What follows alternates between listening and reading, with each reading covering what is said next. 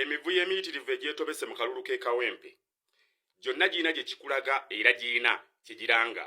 Gwe atalaba wala era gwe atagoberera oyinza obitunuulira obutunuulizi n'obiyita eby'olubalaatu, naye girina bingi bye gikulaga naddala ng'obadde oli munnayuganda. Munnayuganda ebbanga lyonna gye tunaawangaala nga tetugoberera byaliwo emabega n'ebyo bye tulabako tetusobola kumanya kiki ekiddako na buzibu ki bwe twolokedde. Naye nga ffe ababadde wano mu ggwanga lya Uganda ebbanga eddene era abazze bagoberera ebintu bino bwe bitambula, tukugamba nti ekiri ekawempe mu kalulu ak'ekawempe North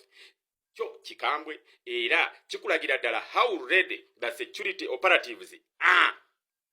to engage in what we call keeping people safe.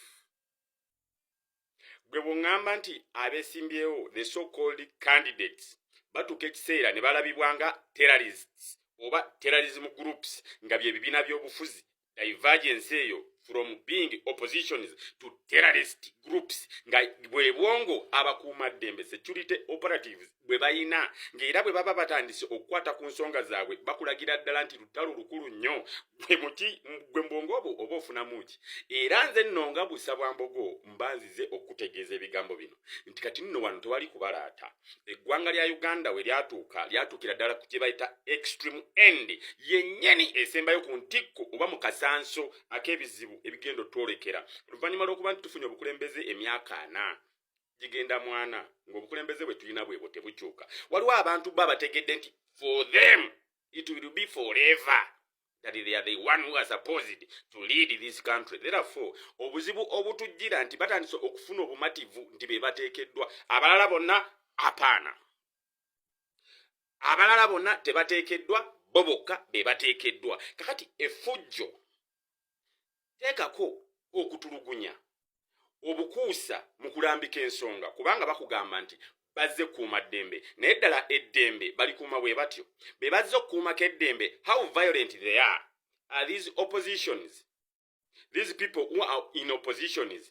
most especially the NUP leaders and candidates and supporters, are they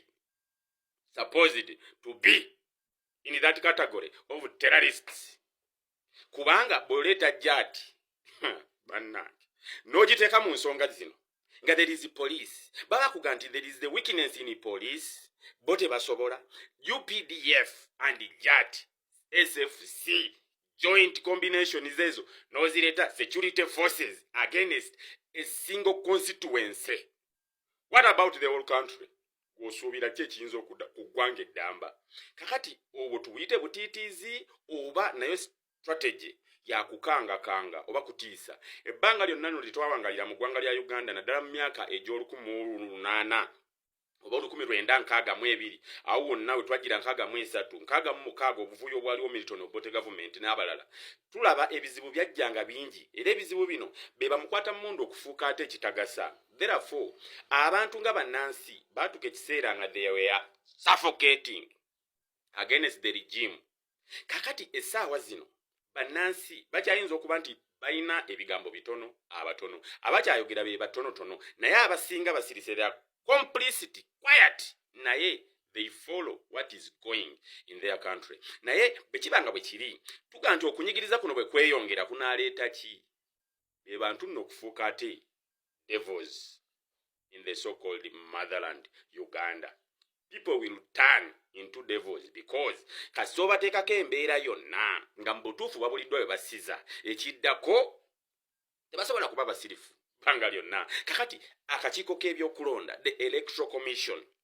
toyinawo okalaba mu kulambika poliisi nti mu butuufu twetaaga kino kubanga eno process ke kagiinako obuyinza.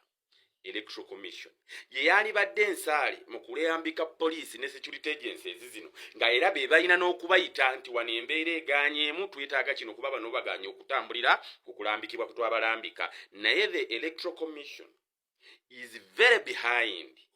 whereby the security agencies under certain command and directives from above and elsewhere we don't understand taking lead of this. Omanyi ekitegeeza kakati waliwo ekitongole ebimu ebyawamba ebirala kakati ebirala ne bikolera wakati w'okusirika n'obutalambika bulungi mirimu gyabyo kubanga biri ebyabiwamba by'amaanyi okubikira kakati wano wenkugambira nti bwe tuba nga tulaba effujjo lino erikolebwa ng'abalikola beebo bennyini abateekeddwa ate okukuuma emirembe kubanga lino ffujjo ebyabadde kawempe tewaaliwo obigambira nti lino si ffujjo kubanga okuba abantu okuba baaki emmundu amasasi kiki tuli mu lutalo are we in the war therefore bw'oga nti ate bakyankalanya simanya ate kakati batawanya traffic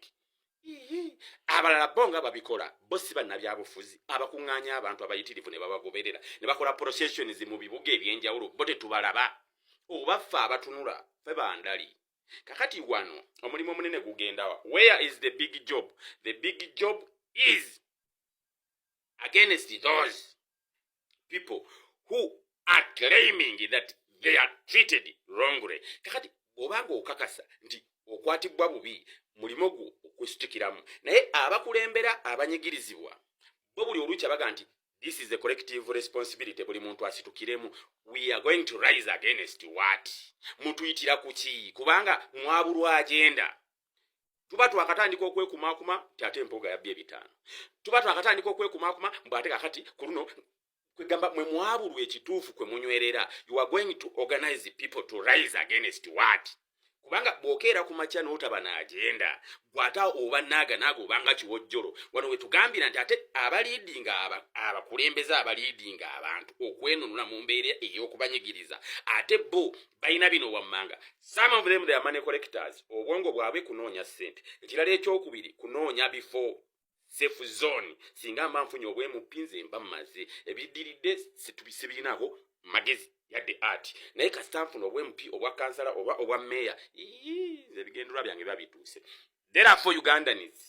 gwe munnayuganda anyigirizibwa nkugamba nti buli kulonda kisanja kya myaka 5 osigala bbali toganyulwamu betulonda bo bafunamu kubanga obwongo bonna butunuulira miliyoni ebibiri ez'emmotoka omusaala awe babeera that's why tebakwata ku kinyusi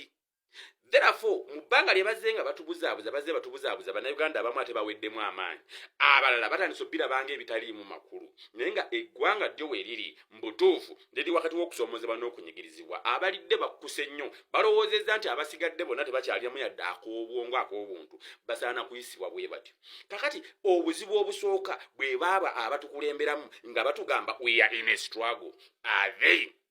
telling right that they are in a struggle they are in a struggle for self-survival over themselves individually naye si ggwanga lyonna kakati wano oba oteeka obuufu